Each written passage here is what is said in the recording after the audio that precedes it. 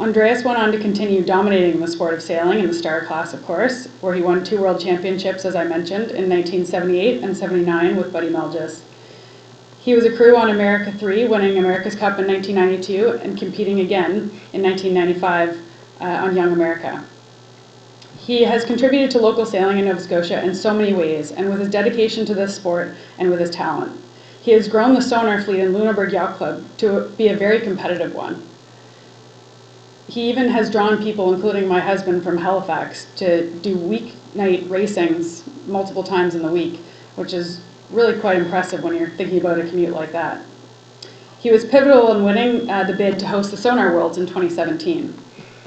He still frequently competes in regattas. In fact, he may not know that, but just a couple of weeks ago in Halifax at the Prince of Wales, I saw his competitive focus on the start line, starting a about 30-knot race over 26 miles with big waves. It is now my pleasure to induct Andreas Josenhans into the Canadian Sailing Hall of Fame.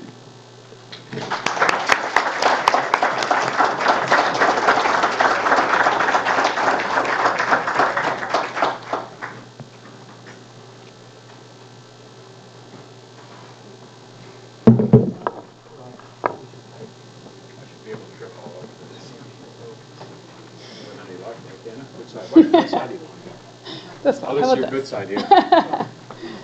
Thank you, Dana. That was lovely. That was lovely. Really nice job. We have to change the battery of the camera. So do I have to hold this? Yeah. Oh, well, in that case, while I'm off the air, never waste a good opportunity.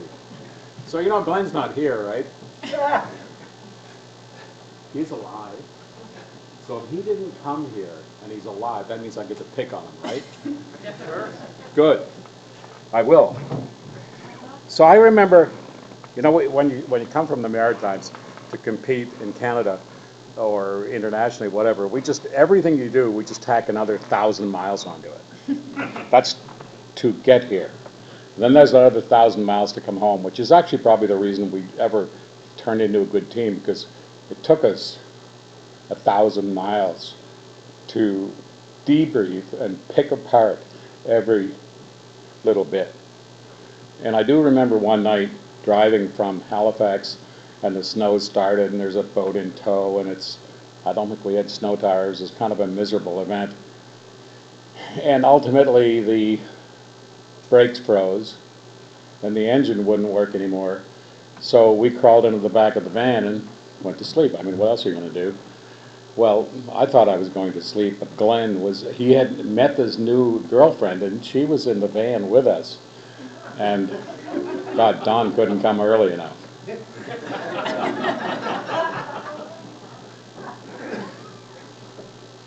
To be an Olympic sailor, to be good at anything in the world, you've got to put your time in.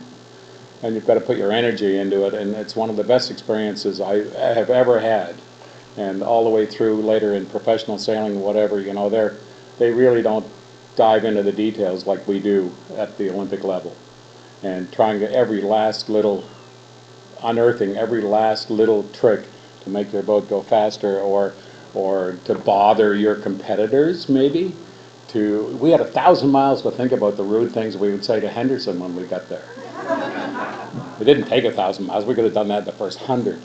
But then there are the other competitors, and it was, I'm sure we were pretty obnoxious. Hopefully I'm not being quite as obnoxious as we were then, but I'm sure we were pretty obnoxious. You already had your vote. You've been inducted. This is my turn. Anyway, wonderful, Rob. Wonderful. The energy that you're putting into this is important. Good work. And Dave, where are you? Dave Miller, where is he? You were my inspiration. Oh, thank you.